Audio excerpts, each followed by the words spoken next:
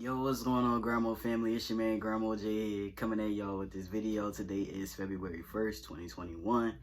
I just wanted to update y'all on some things that I've been doing so far this year. 2021 just started. We are in the second month of the year. I went ahead and reassessed my goals, came up with a little goal sheet, put it on my wall over there. One of the things that I did put in there was that I actually wanted to read 12 books this year. I just finished my first book, and that book that I read was The Way of the Superior Man. I heard Nipsey Hussle recommend it on a radio show, and I also heard a couple other people recommend it online, so I was like, you know what, why not go ahead and get it? But the first thing I did was I looked it up on YouTube to see if they had like the audio version, because I'm kind of cheap. I listened to it while I was home and I took notes. I got like a whole packet. This whole packet right here is full of like notes or things that I felt was important to take down.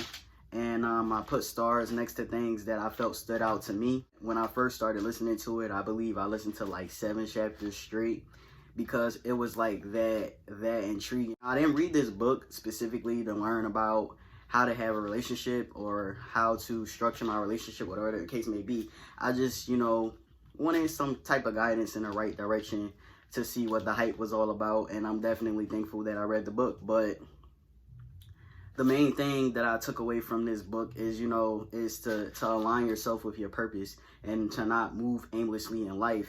And prior to now, I was good with setting goals and figuring out what it was that I want, but they always surrounded my relationships. Like I always put my relationships with other people on a pedestal, whether it be romantic or non-romantic. I always put my relationships on a pedestal and I didn't prioritize correctly. Still trying to figure out, I know what my calling is, but I don't know what my calling is, if that makes sense. Like I'm very good at, pointing people in the right direction, giving advice. I'm like more of a empowering person. Like I like to empower people, but I just don't know what field of work that is. Like I don't know, like on some Eric Thomas type stuff, but I'm not good with public speaking. So definitely gotta get into finding ways to align myself with that. So if I do want to be like your Eric Thomas or your David Goggins or your Tony Robbins, then I have to learn how to speak publicly and how to market myself properly so that I reach more people. Prior to now, a lot of my goals was more so geared towards finances, and then I realized like, yeah, my finances are important mainly because of financial security. It's not more so I can ball out and spend my money on whatever it is that I want to spend it on. It's more so like the security and stability. That's really what's the most important to me.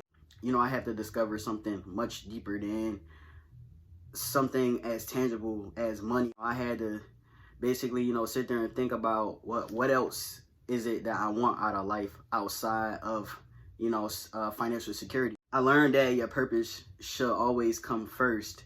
I always, switched directions on what it was that I wanted to do based on what it was, who it was I was in partnership with.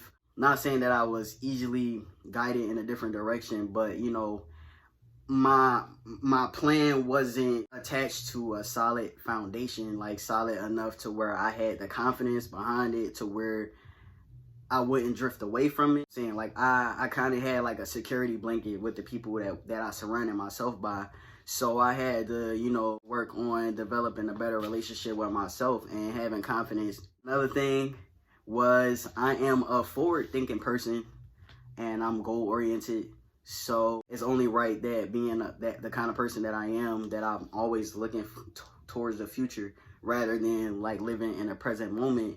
And the downside to not living in the present moment is I'm so focused on that one day that they spoke about in the book. And it's like a moment waited is a moment wasted. So it's like, it's better for me to focus on living more in the present moment because anything can happen between now and the future.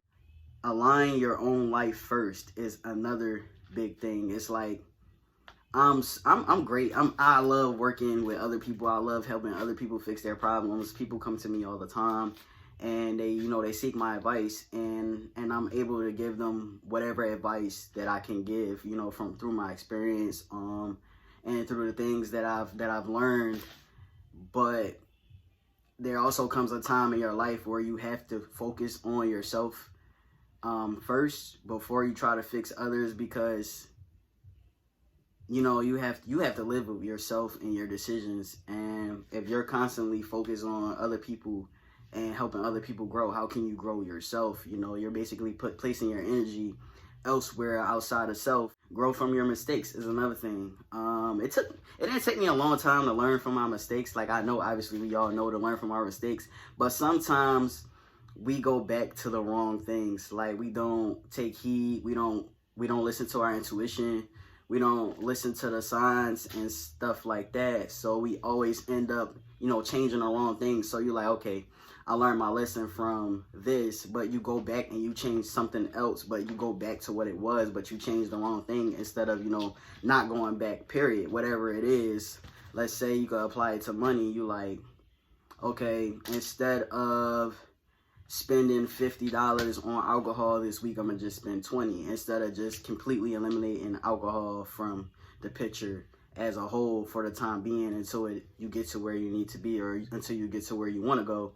And the last and most final message that really stood out to me is, you know, never get lost in the details of life, and you need to know where you are, where you want to be, and what you need to do to get to where you want to be. So that's where I want to leave y'all at. As always, become Grandma certified by hitting the bell. Join the Grandma family by subscribing. I definitely give this book a 10 out of 10. It was a very easy read, very easy to understand. I didn't really get confused. It was some chapters in there that I really didn't care too much about, but overall it was a great read, and I definitely recommend that you give it a go. It's free on YouTube.